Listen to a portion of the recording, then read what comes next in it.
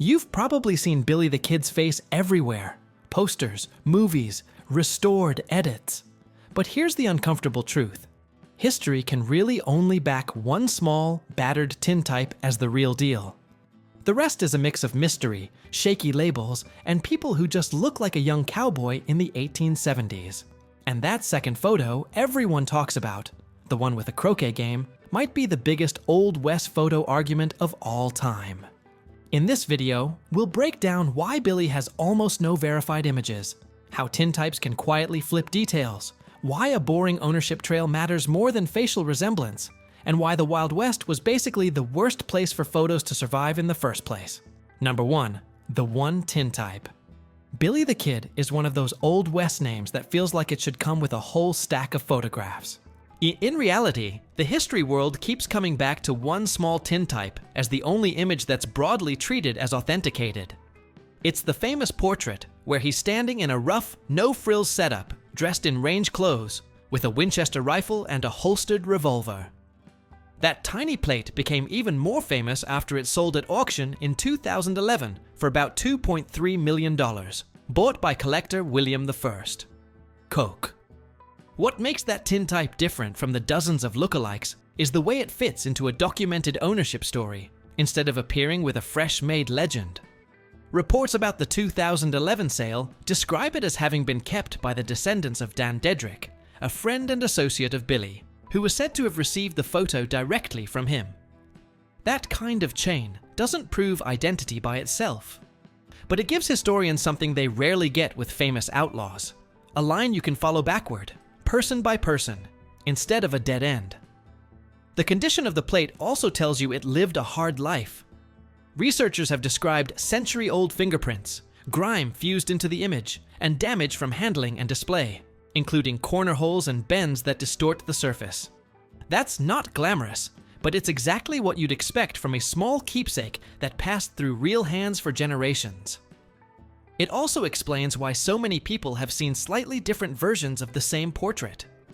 Over the years, copies and retouches cleaned up the face, fixed scratches, and improved details, so the public often met a polished version of Billy before ever seeing the worn original.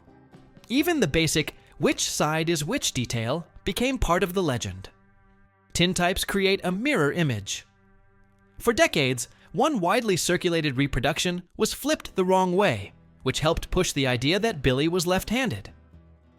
Once people started looking closely at practical details, like how a holster sits for a typical draw and the rifle's features, it became clear the famous left-handed Billy thing was mostly a photo reversal misunderstanding.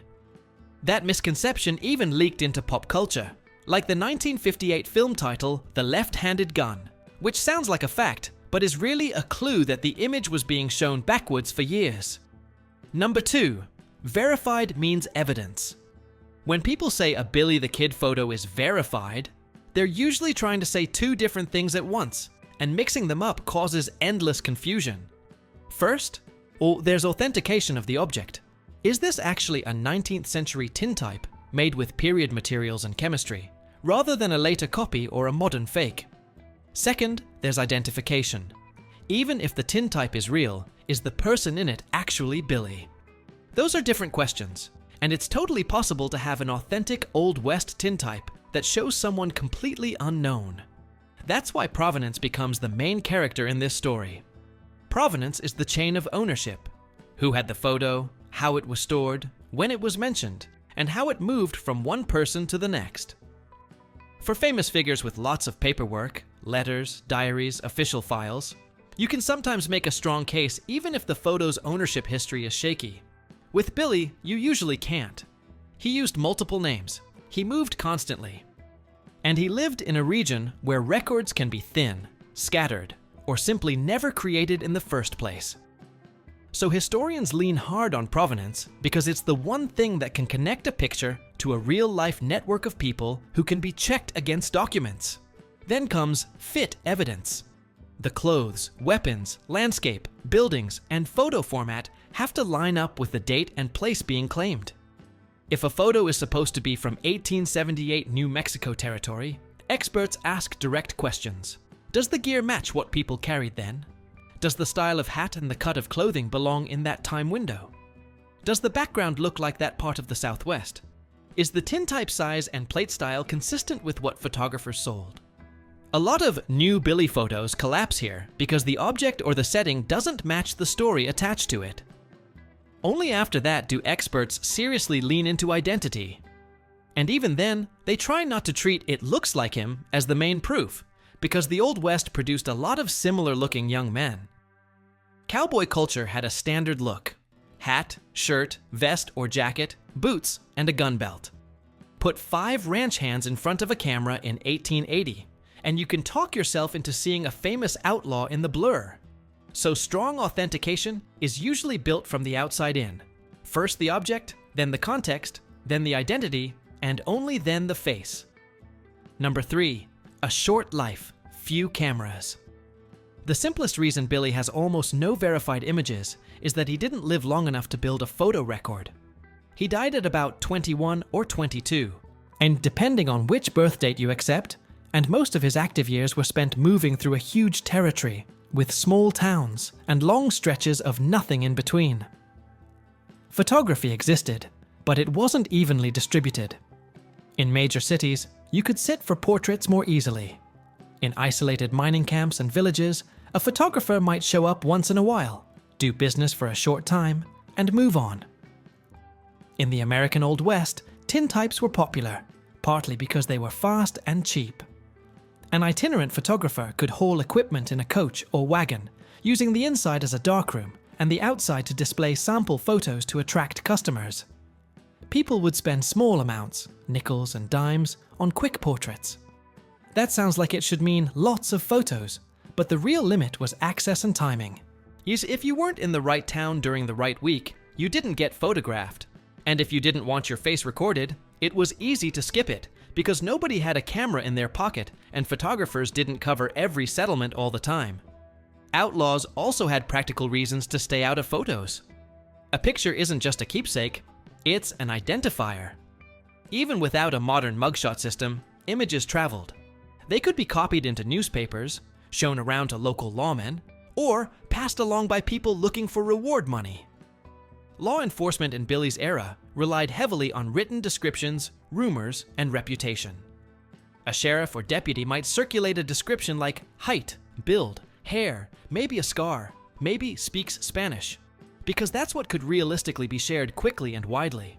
Once a clear image exists, however, it adds a new kind of risk. It gives people a shortcut to recognition that doesn't depend on a personal story. The cultural mix of New Mexico territory adds another layer. The region wasn't only cowboys versus lawmen. It was Hispanic communities, Anglo newcomers, and Native American nations all living under shifting pressure from land policy, military posts, ranching economics, and local politics. Photographers traveling through the Southwest often focused on landscapes, towns, military scenes, and Native American communities, because those images sold to outsiders and publishers. A young outlaw moving between ranches and back roads wasn't necessarily the most obvious subject, especially when he was still alive and trying not to be tracked, so the scarcity isn't mysterious once you look at the map and the timeline. And Billy didn't spend decades building a public career. He had a short run, mostly in one territory, and a lot of his time was spent moving, hiding, or blending into everyday frontier life as just another cowboy or ranch hand. That's a perfect recipe for leaving almost no visual trail. Number 4. Lost plates, lost clarity. People often talk as if Billy had only one photo taken, full stop. Old West photography didn't always work that way. Some cameras used multiple lenses that could expose more than one plate in a single sitting, creating near-identical images. One detailed study of the famous Billy tintype describes an itinerant photographer traveling light with a small 4-lens camera setup, iron plates, chemicals, and a basic field arrangement. The photographer may have used tools that sound odd today, like a headrest clamp set behind the ears to keep a customer still during a longer exposure, plus a simple reflector setup to manage light. This matters because it means the one photo story can be true in the sense of one session, while still leaving room for multiple original plates existing at one time. The same study also digs into why Fort Sumner makes sense as a location. In 1880, it was a small hamlet built around a decommissioned military post, and it was the kind of place where everyone knew each other's business. A spot like Henry A. Beaver Smith's store and cantina mattered because it was where travelers stopped, locals gathered, and a wandering photographer could park and find customers. The details get very specific. The photographer would need diffused light and some protection from wind. And a recessed porch or portico could provide that without building a formal studio. The core idea is simple, though. The picture doesn't look like a fancy studio product because it probably wasn't. It looks like a working photographer doing working photography in a frontier town. So why don't we have more plates if a multi-lens setup was possible? Because survival is the real bottleneck. Tintypes are durable in one way. Iron doesn't shatter like glass, but they're easy to scratch, bend, corrode, or lose. They could be kept in pockets, pinned up on walls, handled constantly, or stored in places where heat, dirt, and humidity slowly erase the image. Over time, a tintype can become a dark, tarnished ghost, even if it never gets thrown away. In the Billy case, researchers have talked about different plates or versions connected to his circle at Fort Sumner and nearby communities, with stories of copies being seen and then disappearing. Some accounts say certain plates were later destroyed, including reports of a plate lost in a house fire, while the Dedrick-connected plate survived and eventually became the best-known original.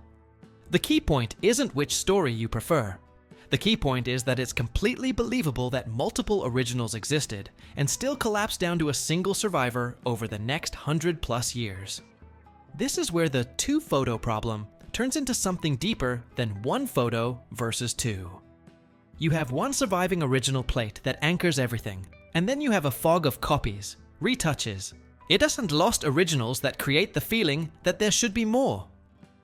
Over the decades, publishers and retouchers cleaned up the face, fixed scratches, and reshaped the portrait to match their idea of who Billy should look like. Those altered versions spread widely, which makes modern comparisons messy. People aren't comparing a new discovery to one stable reference.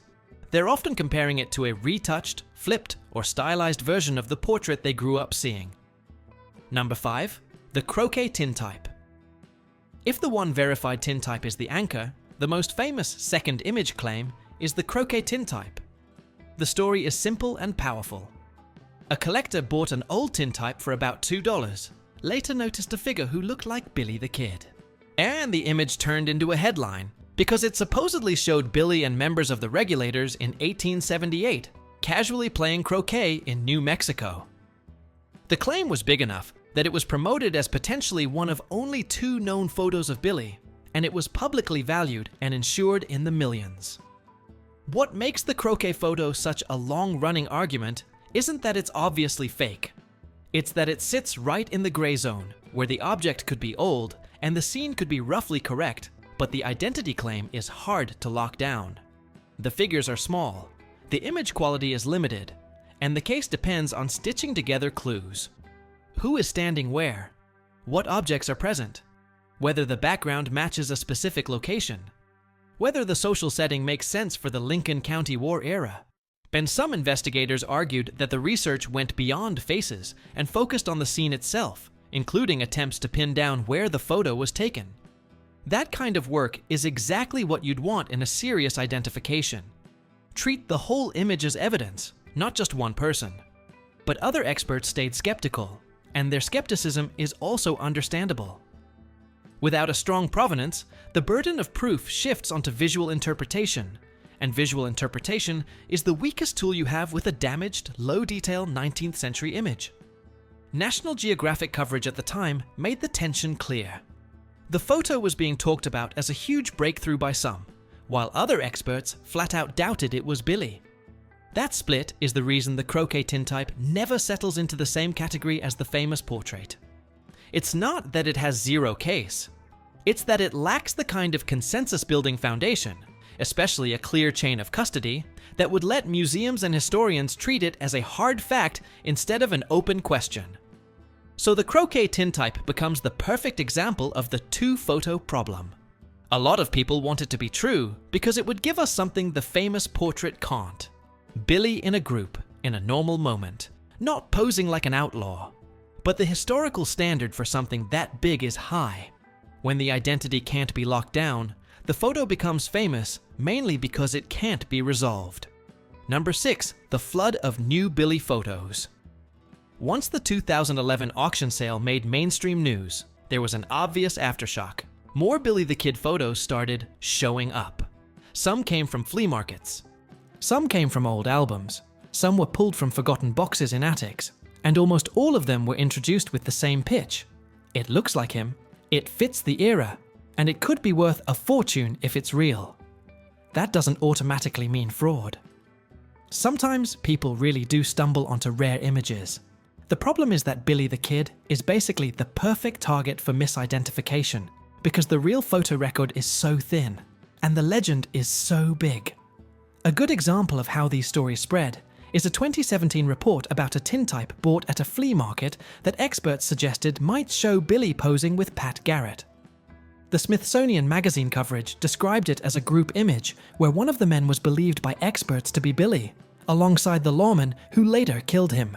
So that's the kind of claim that instantly catches fire because it feels like a once-in-a-lifetime historical moment frozen on metal. But even in that coverage, the language stays careful. Experts believe the photo might be worth, it appears to show. That careful language is important because it signals how hard it is to turn a strong suspicion into a verified historical claim. With a group tintype, faces are often smaller and less clear than a portrait. Many photos are uncaptioned, and even if a photo is from the right era, it still has to pass the same test. Can you tie it to a place, a time, and a chain of ownership that connects it to Billy's world in a way that isn't just a modern interpretation? There's also a psychological trap. Billy's face has been reimagined for more than a century through books, Western films, posters, and modern restorations. So when people look at a grainy tintype, they aren't starting from neutral. They already have a mental Billy in their head. That makes it easy to see him in any slim young cowboy with a certain posture.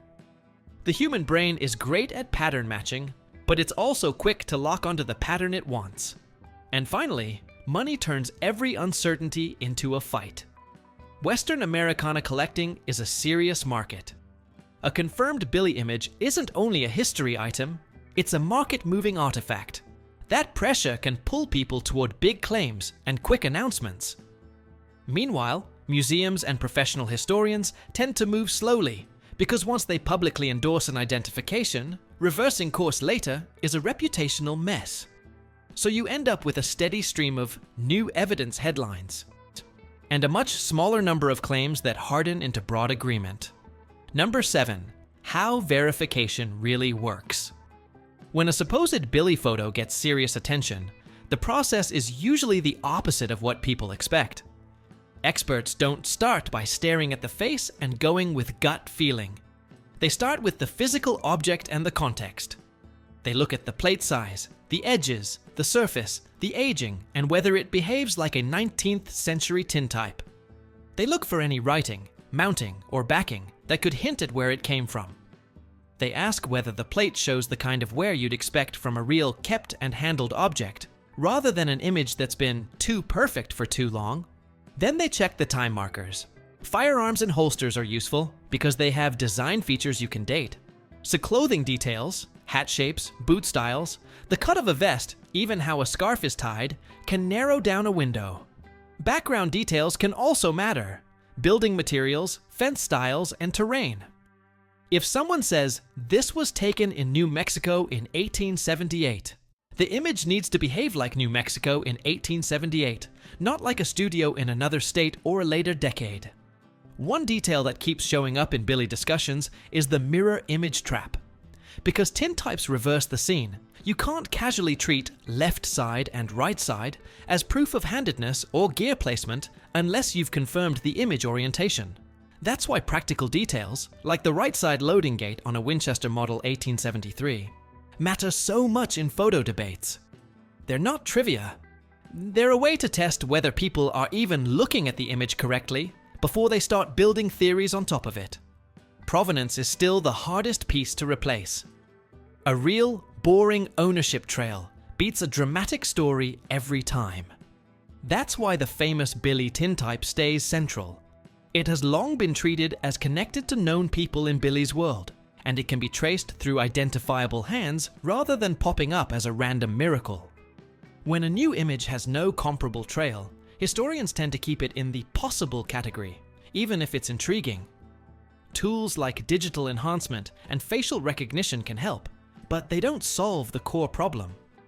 Early lenses distort faces, exposure times blur details, damage and corrosion change features. A file and software is only as good as the assumptions and reference images you feed it. With Billy, you don't have a library of confirmed photos to train against, so the software can never be the final word. At best, it can support or weaken a claim that already has strong context behind it. That's why, even today, the story stays stubbornly narrow. The Old West produced plenty of outlaws, plenty of lawmen, plenty of cowboys, and plenty of tintypes. Billy the Kid remains pinned to one battered portrait that carries the strongest combination of provenance, period fit, and long-term acceptance, while the second photo conversation keeps rotating through the same problem. An old image can be real without the identity being provable.